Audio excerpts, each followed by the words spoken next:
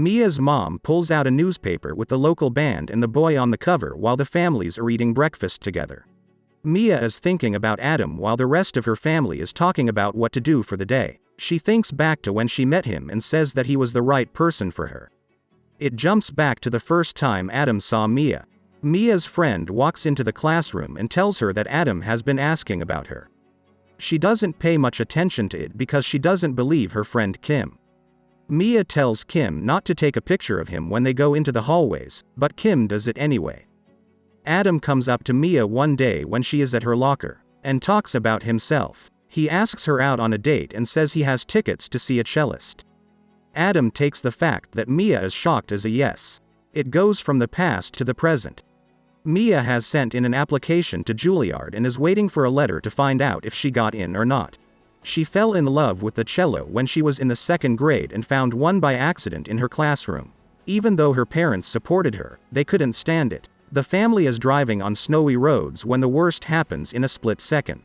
Everything goes white, and we see Mia lying in the snow and slowly waking up. Police and ambulance cars are all around her. No one is paying attention to her.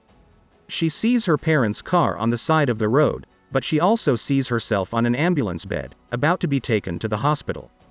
This is when we found out Mia a ghost. She gets in the ambulance with her body and goes with it. It goes back in time, show us where Adam and Mia went on their first date. Adam rings the doorbell, and Mia's father is standing at the front when the door opens. And Adam tells him that he's a big fan. They go to the concert and leave. Mia says that she feels like an outsider in her family because she was raised to be a rocker but instead chose Beethoven. Mia doesn't understand why Adam chose her, but he tells her that he loves to watch her play and that she's beautiful. A week goes by. Mia goes to one of Adam's shows with him. Even though Mia grew up with rock music, she doesn't really like it because Adam's friends don't want her and don't like her. When it was over, Mayer won't go with Adam to the after party, and as they talk, it becomes clear that she's jealous of Adam's friend Liz, who has been very close to him all night. Back in the present, Mia goes to the hospital's front desk and asks the staff for some information. Mia finds out that people can't see her when they ignore her. She sees herself on a hospital bed and being rushed to the operating room. She walks in and watches as surgery is done on her body.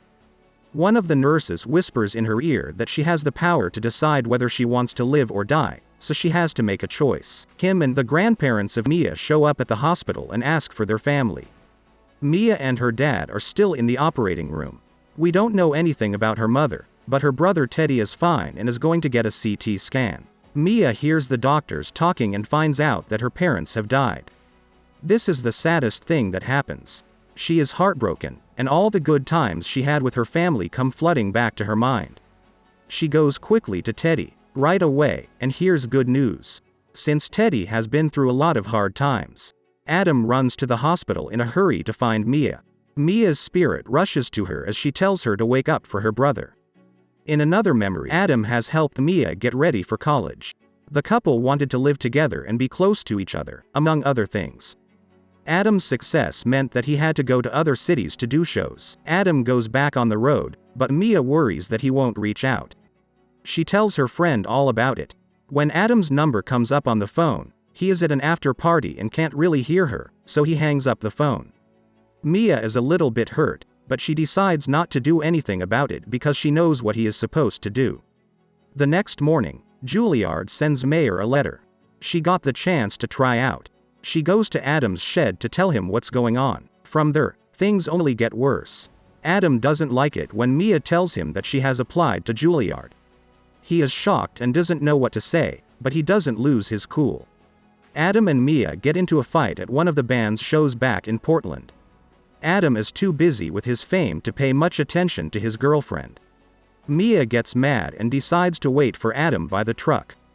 Adam sees her and tries to start a fight by telling her she should have stayed home if she was so bored at the concert. Mia sees Adam putting things in the trunk, and asks what he's up to.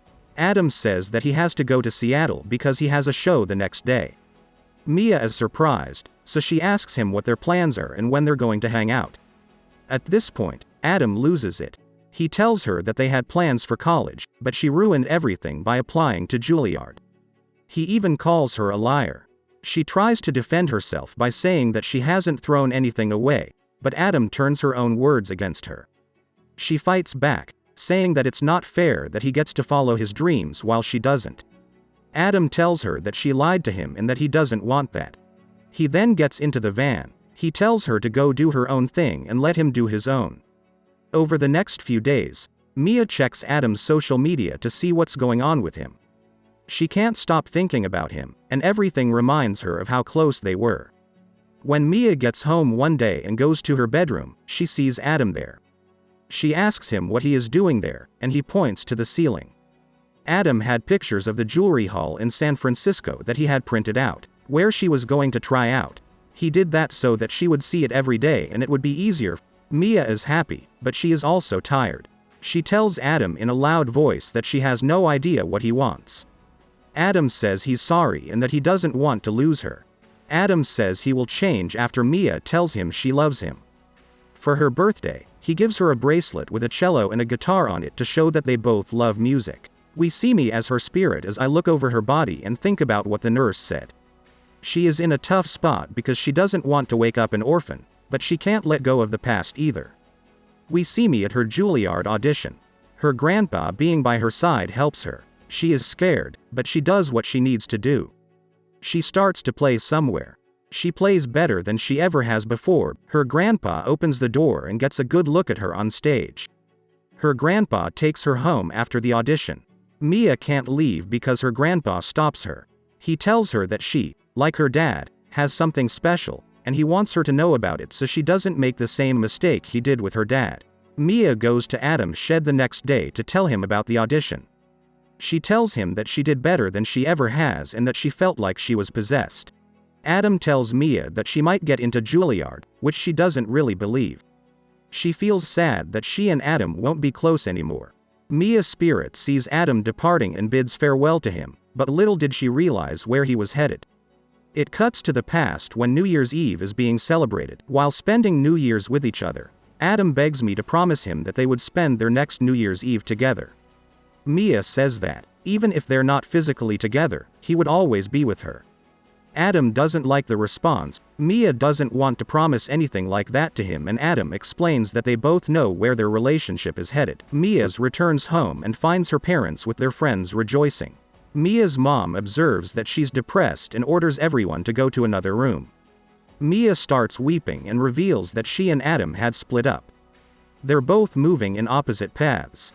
Her mother advises her that every relationship is challenging and that she shouldn't blame it on the music. Mia asks her mother what to do and she tells her that it is up to her. We see me in the present, her body on the hospital bed and her soul sitting next to it. Her grandfather had come to visit her. He tells her the explanation behind the reason her dad left the band. He says that he had asked his son why he had chosen to quit the band, and his son had informed him that in life you have to make sacrifices. Her father had made the sacrifice for her. He had sold his drum gear, just to acquire the cello for Mia to practice playing as he had noticed her potential. Her grandfather informs her that he wishes her to live. He wants her to fight with all power left in her body. Some time passes and friends and relatives may come to visit Mia. We meet Kim, her closest friend, and she's thrilled to see her, but also sad since her best friend is going through the worst. She informs me that she is her family. It cuts to Mia's favorite day of her life. Mia's favorite day in her life is Labor Day. Everyone had gathered together for a barbecue, from family to friends. When it began to become dark, they kindled a campfire. Mia's father and Adam had requested me to play with them. They start playing together and a wonderful tune is formed. The magnificent campfire sparkles as the group is singing and playing together. She felt true delight and that she finally had discovered her scene. Mia's soul hovers above her body staring at her for the final time. Her soul left the room where the body is in and goes through the corridors of the hospital. She passes through all the individuals who are there for her and sees them for the final time while a sorrowful smile is put on her face. As her soul keeps wandering, she sees a light. Right as she's ready to go into the light, she hears her favorite tune playing. She turns from the light and follows the sound. She arrives to her room and finds Adam pulling the headphones out of her ears. He begs her to remain, despite though a significant part of her life have been taken away. He says that he went to her home and climbed through the roof. As he brings out the letter she had received from Juilliard, He opens it to read it and informs her that she had gotten in. He begs her to wake up and tells her that he would move with her and the only thing he wants from her is to wake up. Adam brings his guitar out and explains that he had composed a song for Mia. After hearing the song, Mia has the strength to wake up as she finds herself reliving all her life and all the nice things she has received while being in a coma. Mia wakes up and the first person she sees is Adam crying out her name. Thanks for watching. Don't forget to subscribe and check out other movie summaries we have on our channel.